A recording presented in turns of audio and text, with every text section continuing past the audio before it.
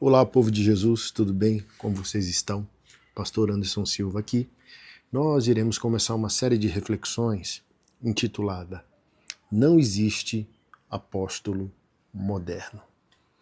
Essa reflexão é de extrema importância porque ideias possuem consequências, crenças geram consequências. Crença é diferente de fé. Fé produz a consequência que a Bíblia afirma produzir, porém uma crença é uma ideia obstinada, um tipo de ideologia. Então, por vezes, nós cremos errado porque se estabeleceu o erro como uma verdade.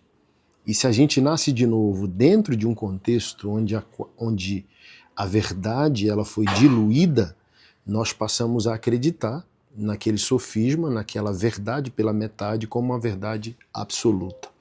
Essas reflexões não possuem como objetivo desmerecer, ofender absolutamente ninguém se você acredita o oposto.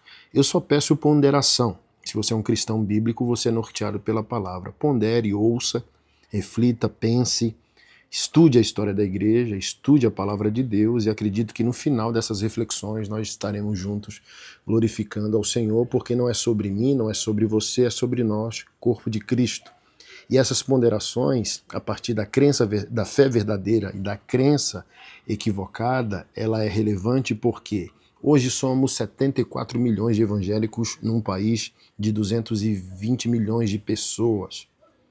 Se nós estamos crendo verdadeiramente, as consequências deveriam ser bíblicas afetando esse país.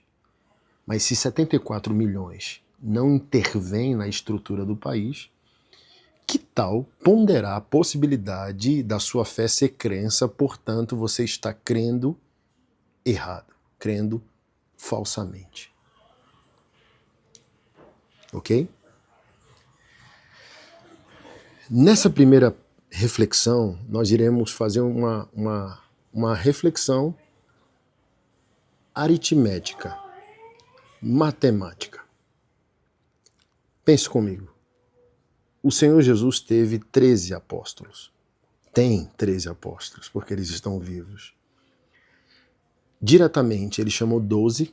Um deles era o traidor Judas Iscariotes. O fim dele é o que você conhece bem. A Bíblia assim o afirma e o revela como o filho da perdição. Pedro, de alguma maneira líder desse colegiado apostólico, convida a assembleia para que se levantasse o substituto de Judas Iscariotes. E as sortes recaíram sobre Matias, que foi o substituto apostólico de Judas. Em poucos anos, o Senhor chamou Saulo de Tarso, porque de alguma maneira os 12 apóstolos desobedeceram Atos 1:8. Ao recair o Espírito Santo, eles deveriam ser testemunhas progressivamente. Jerusalém, a casa, Judéia, a vizinhança, Samaria, confins da terra. Mas assim como toda igreja, ou todo ministério que prospera, tem a tendência de ficar ensimesmado, viver para dentro e não dialogar mais para fora. E de alguma maneira esse tipo de zelo idólatra também acometeu os 12 apóstolos e o Senhor levantou o 13º, Saulo de Tarso, para questionar o que não era questionado, para colocar à prova, confrontar o status quo que os 12 estabeleceram. Paulo diz sobre si mesmo que ele é o apóstolo abortivo, nascido fora do tempo. Pedro, depois de 14 anos, estende a destra da comunhão para Paulo, dizendo que ele tem um apostolado para gentio e os 12 possuem um apostolado para judeus. Então olha como a tendência pastoral ela é hipócrita historicamente.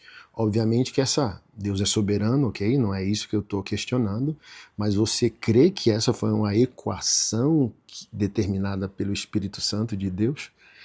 12 apóstolos cuidam de judeus, um apóstolo cuida do mundo inteiro. Os 12 só vieram obedecer a Atos 1:8 quando o Senhor permitiu, a partir de Nero, a perseguição que dispersou os cristãos e os próprios apóstolos a países e continentes diferentes. Mais para frente a gente vai tratar disso aqui nas reflexões. Mas o que eu quero ponderar aqui? Para duvidar que se você se chama apóstolo hoje, talvez você não seja. Duvidar, questionar, perguntar se você acredita e congrega com um apóstolo atualmente, de fato ele é um apóstolo, porque requer sinais, características. Veremos em outras reflexões. E aqui eu faço a pergunta dessa primeira reflexão, para que você pense. 13 apóstolos mudam o mundo há 21 séculos.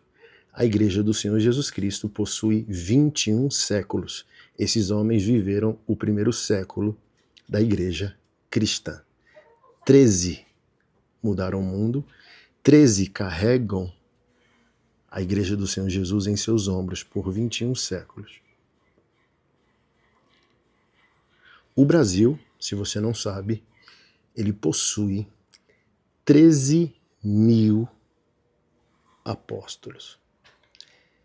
13 irmãos, eu vou ponderar dessa maneira, não estou julgando ninguém, nem salvação de ninguém, ok?